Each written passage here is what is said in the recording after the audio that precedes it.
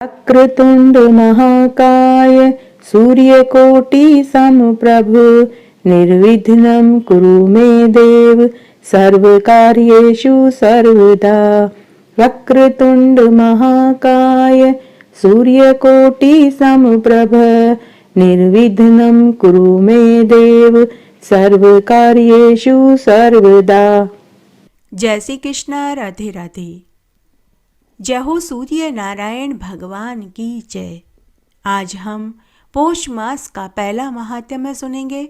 साथ ही इस अध्याय में हम सूर्य चालीसा को सुनेंगे और अंत में सूर्य नारायण भगवान की कहानी सुनेंगे। हिंदू धर्म के अनुसार हर मास की अपनी एक खास बात होती है। हर मास के आराध्य देवता होते हैं। पौष मास में सूर्य की उपासना का विशेष महत्व है। इस मास के देवता सूर्य देव हैं। सूर्य देव की उपासना भग नाम से की जाती है। हेमंत ऋतु के इस मास में सर्दी अधिक होती है। हिंदू पंचांग के अनुसार साल के 10वें महीने को पौष का मास कहा जाता है। विक्रम संवत में पौष 10वां महीना होता है। भारतीय महीनों के नाम नक्षत्रों के आधार पर होते हैं। जिस मास की पूर्णिमा को चंद्रमा जिस नक्षत्र में होता है उस मास का नाम उसी नक्षत्र के आधार पर रखा जाता है। पौष मास की पूर्णिमा को चंद्रमा पुण्य नक्षत्र में रहता है, इसीलिए इस मास को पौष का मास कहा जाता है।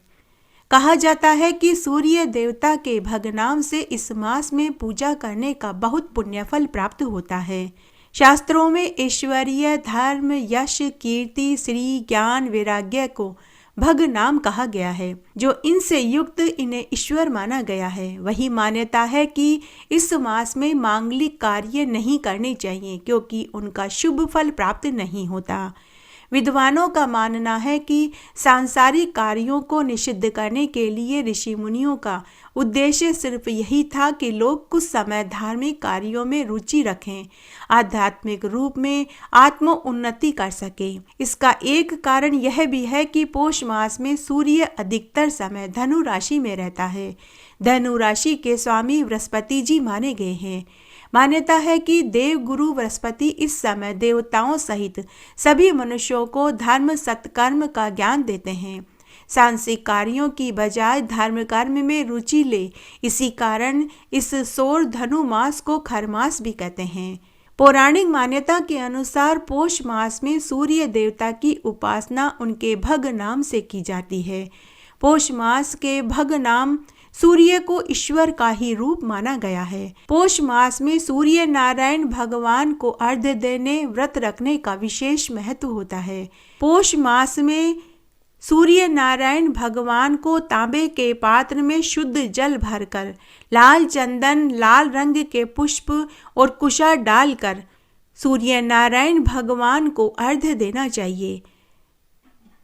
इस मास में रविवार का अलूना व्रत करने और सूर्य नारायण भगवान की उपासना करने और तिल चावल की खिचड़ी का भोग लगाने से मनुष्य तेजस्वी, यशस्वी, चक्रवर्ती बनता है।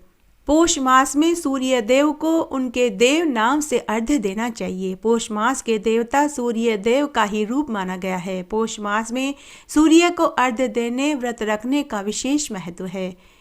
धार्मिक मान्यता के अनुसार यदि पौष मास में पिंडदान, श्राद्ध कर्म किया जाए तो पितरों की आत्मा को शांति मिलती है। साथ ही मृत्यु के बाद मनुष्य को सीधे बैकुंठ का वास मिलता है। पौष मास में भगवान सूर्य का नियमानुसार पूजन करने से मान, सम्मान, धन में वृद्धि होती है। इस मास में क्या नहीं करना चाहिए? पौष मास में मांस, मदिरा के अलावा बैंगन, मूली, मसूर की दाल, फूल गोभी, उड़द की दाल का सेवन नहीं करना चाहिए। पौष मास में मीठे का भी प्रयोग न करें। इस मास को खर मास कहते हैं, इसीलिए इस मास में मांगलिक कार्य नहीं करने चाहिए, जैसे शादी, विवाह, सगाई इत्यादि। खर मास में नए काम की शुरुआत भी नहीं करनी चाहिए।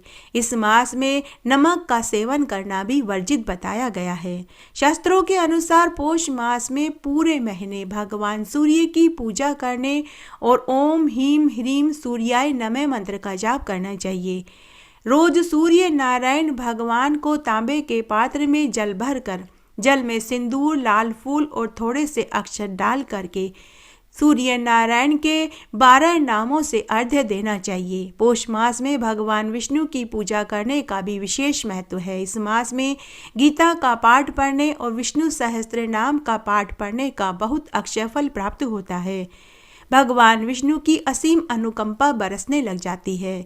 इस मास में दान का भी विशेष महत्व है। इस मास में जरूरतमंदों को कंबल, गर्म कपड़े, गुड़, तिल आदि का दान करना चाहिए। पूर्वजों की आत्मा की शांति के लिए इस मास में तर्पण, पिंडदान का भी विशेष महत्व बताया गया है। पौष मास में गुड़ का सेवन सबसे अच्छा बताया गया है। इसके अलावा लौंग, अदरक, हल्दी, अजवाइन आदि गर्म चीज़ों का सेवन करना चाहिए। पौष मास में तिल और गुड़ का दान करने का अक्षय फल मिलता है। इस मास में सर्दी बहुत ज़्यादा होती है तो गर्म कपड़ों का दान जरूर करें, जैसे कंबल, रजाई, शॉल इत्यादि। और गौशाला में जाकर गायों को हरा चारा खिलाने से धन धान्य की घर में वृद्धि होती है। पौष मास के देवता सूर्य देव हैं।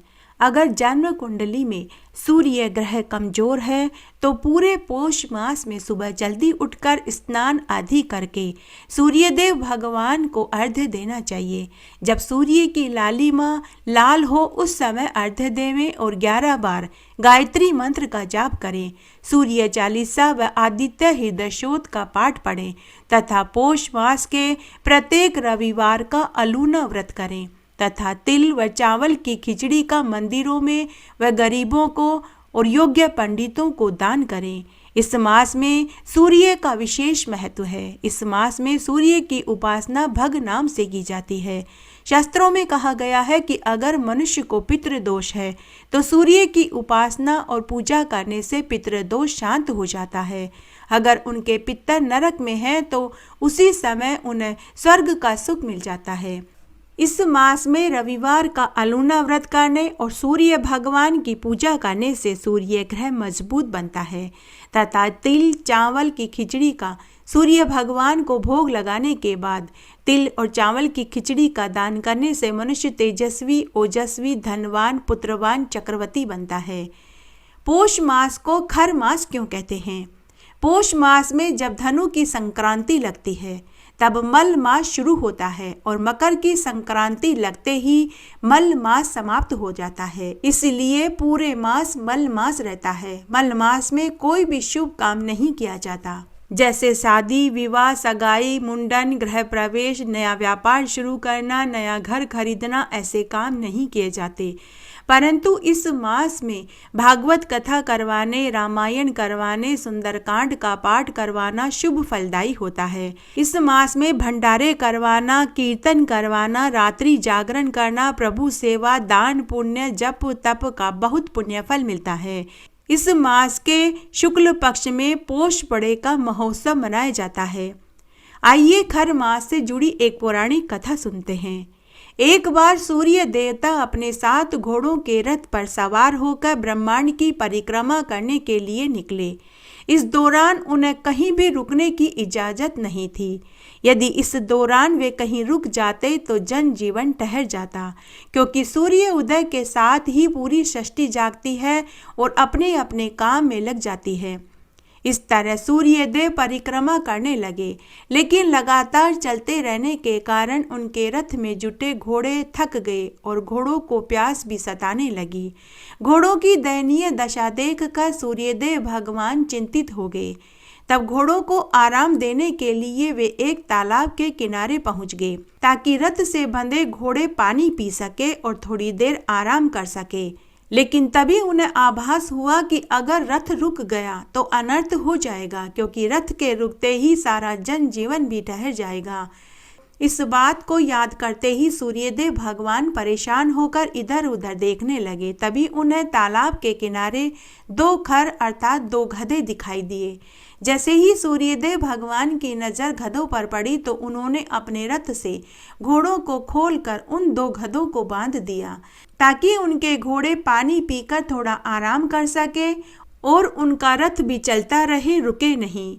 सूर्य रथ में घोड़ों की जगह गधों को जोतने से रथ की गति धीमी हो गई। इस तरह जैसे तैसे पूरा एक पौष का महीने में रथ धीरे धीरे चलता रहा और 1 मास का चक्र भी पूरा हो गया। 1 महीने में सूर्यदेव के रथ के घोड़ों को विश्राम करके ऊर्जावान व शक्तिवान हो चुके थे। इस प्रकार सूर्यदेव भगवान ने रथ में जुते गधों को हटा करके पुनः अपने घोड़ों को जोत दिया। इस तरह प्रत्येक साल पौष मास के महीने में यह क्रम चलता रहा। इसीलिए पौष मास को खर मास कहते हैं। समस्त विश्व ब्रह्मांड का आधिकारक विराट पुरुष माना गया है। इस विराट पुरुष को वैश्वानर की संज्ञा दी गई है। वैश्वानर अर्थात विराट पुरुष सर्वव्यापी है। त्रैलोक का कण कण इससे प्रभावित है। उस वैश्वानर अर्थात विराट पुरुष के विषय में कहा गया है कि उसके सहस्त्रों मस्तक हैं, सहस्त्रों नेत्र हैं, सहस्त्रों हाथ पैर हैं। वह सभी दिशाओं में प्रत्येक स्थिति में समस्त पृथ्वी मंडल का स्पर्श करके उससे 10 अंगुल आगे स्थित हो गया है। भाव यह है कि वह विराट पुरुष अर्थात वैश्वानर समस्त ब्रह्मांड से भी बहुत बड़ा है। यजुर्वेद में इस उक्ति को स्पष्ट करने वाला यह श्लोक इस प्रकार है। सहस्त्र शीर्षा पुरुषाम सहस्त्राक्ष सहस्त्रपात स भूमि सर्वत स्पृत्वा तिष्ठ दशा अंगुलम। जो भी हो, यह सर्वमान्य है कि सूर्य सबसे अधिक प्रतापी, प्रभावशाली, प्रत्यक्ष और सर्वस्पर्शी देवता है। प्रत्येक युग में उनकी महत्ता है। आज भी वे प्रत्यक्ष देवता हैं जो हमें ही नहीं सबको दिखाई देते हैं। वस्तुतः सूर्य देवता त्रिमूर्ति हैं। ब्रह्मा विष्णु महेश का संयुक्त रूप है। उदीय ब्रह्मांडों रूपे मध्याह्ने तु महेश्वर अस्तमाने स्वं विष्णु त्रिमूर्ति यदिवाकर। अर्थात सूर्य देवता में तीनों देवताओं का वास है। द्वापर में भगवान श्री कृष्ण ने एक प्रसंग में सूर्य देवता की महिमा इस प्रकार बताई थी कि सूर्य भगवान समस्त ब्रह्मांड के नेत्र स्वरूप हैं। दिवस की उत्पत्ति उन्हीं से होती है। वे सदा वर्तमान में रहने वाले स्थायी शाश्वत प्रत्यक्ष दिखाई देने वाले देवता हैं। उन्हीं में समस्त जगत को उत्पन्न किया है। अंत में सारी सृष्टि समाप्त होने पर उन्हीं के प्रभा मंडल में विलीन हो जाती है। विश्व ब्रह्मांड में जितने भी ग्रह नक्षत्र योग राशि करण वसु आदित्य वायु अग्नि नर नाग पशु पक्षी नदी समुद्र पर्वत और वन मरुस्थल आदि भौतिक पदार्थ जो दृष्टिगोचर होते हैं, उन सब की उत्पत्ति पालन समाप्ति के प्रमुख कारण सूर्य देवता हैं। सूर्य का उदय सबको चेतना देता है। इनके अस्त होने पर सभी विश्राम करते हैं। सूर्य से श्रेष्ठ अति संपन्न प्रभावशाली अन्य कोई देवता नहीं है। अंतरात्मा नाम से विख्यात सूर्य देव प्रत्येक प्राणी में बाह्य आत्मा के रूप में तथा सुषुम्ना स्वप्न जागृति में भी विद्यमान है। इससे स्पष्ट होता है कि सूर्य देव अनादि और अनंत हैं। षष्टि उनकी अवस्थिति से है। षष्टि के अंत तक उनका अस्तित्व अशून्य रहेगा। जब से वे षष्टि के कारक और समापक हैं, तब उनके लय होने का तो प्रश्न ही नहीं उठता। ब्रह्मांड में जो भी ऊर्जा है, सूर्य देव उनका केंद्रित रूप है। ऐसी स्थिति में उन्हें अविनाशी शाश्वत नित्य मानना ही श्रेष्ठकर होता है। विराट रूप अर्थात काल पुरुष के रूप में वे अजन्मा अजय अज्ञेय असीम और अपरंपार है। पौराणिक संदर्भ में देव योनि के प्रसंग में उनके जन्म की अनेक कथाएं हैं। उठ प्रभाते सूरज मनाऊं नारायण जी का दर्शन पाऊं। यो पाठ सवेरे गाऊं नारायण जी का दर्शन पाऊं। यो पाठ दोपहर गाऊं नारायण जी ने भोग जिमाऊं। यो पाठ संजा ने गाऊं नारायण साथे बैकुंठा जाऊं। सिर सोए जरी का पेचा आओ का सब्जी का बेटा। करे घोड़े सवार राणा जी का भरतार। कन्या गावे घरवर पावे परणी पुत्र खिलावे। बूढ़ी गावे बैकुंठा जावे। बूढ़ी गावे गंगा नावे। ऐसा पाठ सवेरे गावे। जय हो सूर्य नारायण भगवान की। एक बार की बात है, एक नगर में एक राजा के 2 बेटियां थी। दोनों बेटियां जुड़वा पैदा हुई थी, लेकिन दोनों के स्वभाव में दिन रात का अंतर था। राजा की छोटी बेटी बड़ी ही सुशील नम्र दयालु स्वभाव की थी, जबकि बड़ी बेटी बड़ी ही झगड़ालू, कुटिल, ईर्ष्यालु स्वभाव वाली थी। छोटी बहन का नाम भास्कर तो बड़ी बहन का नाम सुंदरी था। राजा ने दोनों बेटियों को एक सी शिक्षा दीक्षा दी, एक जैसा लालन पालन किया। जब से छोटी बेटी समझदार हुई तभी से वह सूर्य नारायण भगवान की परम भक्त थी। वह हर रविवार का अलूना व्रत करती थी। सूर्य नारायण भगवान को रोज सुबह उठकर स्नान आदि करके अर्घ्य देती, अलूना भोजन करती, एक ब्राह्मण को भोजन कराती। जब वे दोनों विवाह लायक हुई तो उन्हें देखने के लिए एक राजकुमार आया। राजा ने दोनों बेटियों को उस राजकुमार को दिखा दिया, लेकिन राजकुमार को छोटी राजकुमारी भास्कर पसंद आ गई। तो राजा रानी ने अपनी भास्कर राजकुमारी से उसका विवाह तय कर दिया। शादी की तारीख भी पक्की हो गई, लेकिन बड़ी बहन को यह पसंद नहीं आया, तो उसने शादी से एक दिन पहले ही अपनी बहन भास्कर को धोखे से कुएं में धक्का दे दिया और खुद उसकी जगह ले ली। शादी वाला दिन आ गया, बारात दरवाजे पर आ गई। दोनों बहनें जुड़वा थी तो हम शक्ल थी, उन्हें कोई पहचान नहीं सकता था, केवल उनके माता पिता ही पहचान सकते थे। जब वे दोनों बोलती थी तभी उनकी आवाज़ से उनके माता पिता पहचानते थे। लेकिन सुंदरी राजकुमारी ने बड़ी ही चालाकी से भास्कर की आवाज़ की नकल कर ली और उसके कमरे में जाकर दुल्हन बनकर बैठ गई। माता पिता भी पहचान नहीं पाए। वरमाला हो गई। सुंदरी ने लंबा घूंघट ले रखा था। वरमाला हो गई। फेरों का समय आया। सुंदरी राजकुमारी ने लंबा घूंघट ले लिया। राजकुमार को कुछ संदेह हुआ तो उसने कहा कि हे प्रिय भास्कर, तुमने इतना लंबा घूंघट क्यों ले रखा है? तो वह कुछ नहीं बोली, केवल शर्मा कर रह गई। वह सारे हाव भाव ऐसे दिखा रही थी जैसे भास्कर राजकुमारी करती थी। जब विदा होने का समय आया तो माता पिता व परिवार वालों ने कहा कि हमारी बड़ी बेटी सुंदरी कहीं दिखाई नहीं दे रही। पूरे विवाह के सारे कार्यक्रम संपन्न हो गए, लेकिन सुंदरी राजकुमारी का कहीं अता पता नहीं चला। सबने उसे महल में बहुत ढूंढा, लेकिन वह कहीं नहीं मिली। मिलती भी कहाँ से, वह तो भास्कर की जगह दुल्हन बनकर बैठी थी और भास्कर को उसने कुएं में ढकेल दिया था। अब विदाई की रस्म हो गई। माता पिता ने दुखी मन से अपनी बेटी को विदा कर दिया। राजकुमार नई दुल्हन को लेकर महल में आया। सभी ने उसका खूब आवभगत किया, लेकिन राजकुमार का मन कुछ उकड़ा उकड़ा सा था। राजकुमार को कुछ संदेह हो रहा था। उसने राजकुमारी के साथ सुहागरात भी नहीं मनाई। उसे लग रहा था कि जिसको उसने पसंद किया था वह यह नहीं है। दूसरे दिन राजकुमार घोड़े पर सवार होकर शिकार खेलने वन में चला गया। राजकुमार सूर्य भगवान की प्रेरणा से उसी कुएं के पास पहुंच गया जिस कुएं में सुंदरी राजकुमारी ने अपनी छोटी बहन भास्कर को धक्का दिया था। भास्कर राजकुमारी पूरी रात सूर्य भगवान की स्तुति करती रही।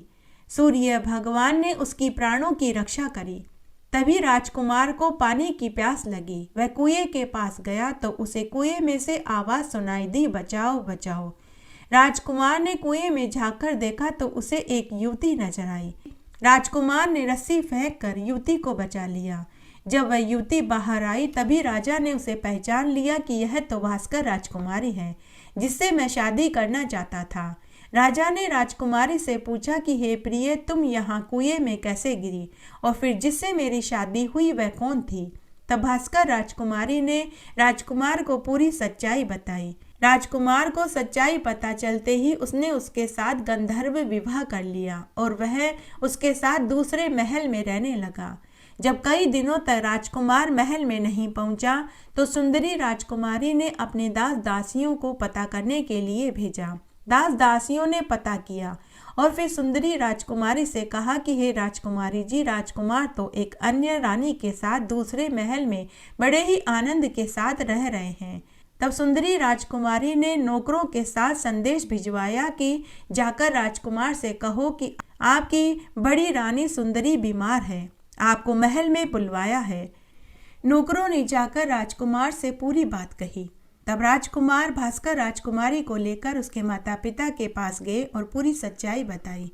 उसके बाद राजकुमार और भास्कर राजकुमारी अपने माता पिता को साथ लेकर महल में आए। उसके बाद भास्कर राजकुमारी के माता पिता अपनी बड़ी बेटी के पास महल में गए और उसे अपने साथ अपने घर ले गए। सुंदरी राजकुमारी ने अपनी छोटी बहन भास्कर से और माता पिता से अपनी गलती की क्षमा मांगी। भगवान सूर्यदेव की कृपा से भास्कर राजकुमारी की जान बची और उसे पति सुख मिला। हे सूर्य नारायण भगवान, जैसा सुख आपने छोटी राजकुमारी को दिया वैसा सबको देना। कहानी कहने वाले को, सुनने वाले को और हुक्कारा देने वाले को। आइए अब हम सूर्य चालीसा को सुनते हैं। कनक बदन कुंडल मकर, मुक्ता माला अंग, पद्मासन स्थित ध्याये शंख चक्र के संग। जय सविता जय जयति दिवाकर, संत्राशु सप्ताश्व तिमिरहर, भानु पतंग मरीचि भास्कर, सविता हंस सुनूर विभाकर। विवस्वान आदित्य विकर्तन, मार्तंड हरिरूप विरोचन, अंबरमणि खग रवि कहलाते, वेद हिरण्य गर्भ कह गाते। संत्राशु प्रधोतन कही कही, मुनिगण होत प्रसन्न मोद लही। अरुण सदृश सारथी मनोहर, हाकत है साता चढ़ी रथ पर। मंडल की महिमा अति न्यारी, तेज रूप केरी बलिहारी। उच्च श्रवा सदृश है जोते, देख पुरंदर लज्जित होते। मित्र मरीचि भानु अरुण भास्कर, सविता सूर्य अर्क खग कलिकर पूषा रवि। आदित्य नाम ले हिरण्य गर्भाय नमः कही के। द्वादश नाम प्रेम सो गावे, मस्तक 12 बार नवावे। चार पधारत सो जन पावे, दुख दारिद्र अधपुंज नसावे। नमस्कार को चमत्कार यह, विधि हरिहर को कृपा सार यह। सेवे भानु तुम ही मन लाही, अष्ट सिद्धि नवनिधि तेहि पाई। 12 नाम उच्चारण करते, सहस जन्म के पातक टरते। उपाखान जो करते तब जन, रिपु सो जम लहते सो तेहि छन। छन सुत जुत परिवार बढ़त है, प्रबल मोह को फंद कटत है। अर्क शीश को रक्षा करते, रवि ललाट पर नित्य बिहरते। सूर्य नेत्र पर नित्य विराजत, कर्ण देश पर तिनकर छाजत। भानु नासिका वास करहु नित, भास्कर करत सदा मुख को हित। होठ रहे परजन्य हमारे, रसना बीच तीक्ष्ण बस प्यारे। कंठ सुवर्ण रेत की शोभा, तिगम तेजस कांधे लोभा। पूषा बाहु मित्र पीठ ही पर, त्वष्टा वरुण रहम सुउष्ण कर। युगल हाथ पर रक्षा कारण, भानु मान उर सर्म सुउदर चन। बसत नाभि आदित्य मनोहर, कटि मह हंस रहत मन मुद भर। जंघा गोपति सविता बासा, गुप्त दिवाकर करत हुलासा। विवस्वान पद की रखवारी, 12 बसते नित तमहारी। सहस्त्राशु सर्वांग समहारे, रक्षा कवच विचित्र विचारे। अस जो जन अपने मन माही, भय जग बीज करहु तेहि नाही। दरिद्र कुष्ठ तेहि कबहु न व्यापे, जो जन या को मन मह जापे। अंधकार जग का जो हरता, नव प्रकाश से आनंद भरता। ग्रह गण ग्रसी न मिष्टावत जाही, कोटि बार में प्रणवो ताही। मंद सदृश सुत जग में जाके, धर्मराज सम अद्भुत बांके। धन्य धन्य तुम दिनमणि देवा, किया करत सुरमुनि नर सेवा। भक्ति भाव युक्त पूर्ण नियम सो, दूर हटत सो भव के भ्रम सो। परम धन्य सो नर तनधारी, हे प्रसन्न जेहि परतम हारी। अरुण माघ मह सूर्य फाल्गुन, मधु वेदांग नाम रवि उदयन। भानु उदय वैशाख गिनावे, ज्येष्ठ इंद्र आषाढ़ रवि गावे। यम भादो आश्विन हिमरेता, कार्तिक होत दिवाकर नेता। अगहन भिन्न विष्णु है, पूसही पुरुष नाम रवि है मलमासही। भानु चालीसा प्रेम युत, गावही जय नर नित्य। सुख संपत्ति लवे विविध, होई सदा कृतकृत्य। आइए अब हम श्री सूर्य नारायण भगवान की आरती बोलते हैं। ओम जय कश्यप नंदन प्रभु, जय कश्यप नंदन। मार्तंड रवि भानु भास्कर, हरिये दुख द्वंदन। प्रभु हरिये दुख द्वंदन। खग मारीच माली पारायण, काटो भव फंदन। ओम जय कश्यप नंदन। सूर्य प्रभाकर नाथ दिवाकर हिमकर अधरंदन प्रभु हिमकर अधरंदन वस्त्र आभूषण लाल भाल कर दिए रक्त चंदन ओम जय कश्यप नंदन अर्क अरुण सविता आदि दिनेशा गृहपति खल दंडन स्वामी गृहपति खल दंडन अंग विरोचन नाम तिहिर हरि अंबर मणि बंधन ओम जय कश्यप नंदन तीनहु लोक प्रकाश आपका करते आनंदन प्रभु करते आनंदन चीतरमल ज्योतिषि कर रहे आरत कथ छंदन प्रभु जय कश्यप नंदन ओम जय कश्यप नंदन प्रभु जय कश्यप नंदन मार्तंड रवि भानु भास्कर हरिये दुख दंदन प्रभु हरिये दुख दंदन। इस तरह आज हमने पोष मास का पहला महात्म्य और पहला अध्याय सुना। आशा करती हूँ यह आपको जरूर पसंद आएगा। मेरे साथ बने रहने के लिए आपका धन्यवाद। आगे आने वाली कथा कहानी और महात्म्य के लिए भी आप इसी तरह मेरे साथ बने रहें। धन्यवाद।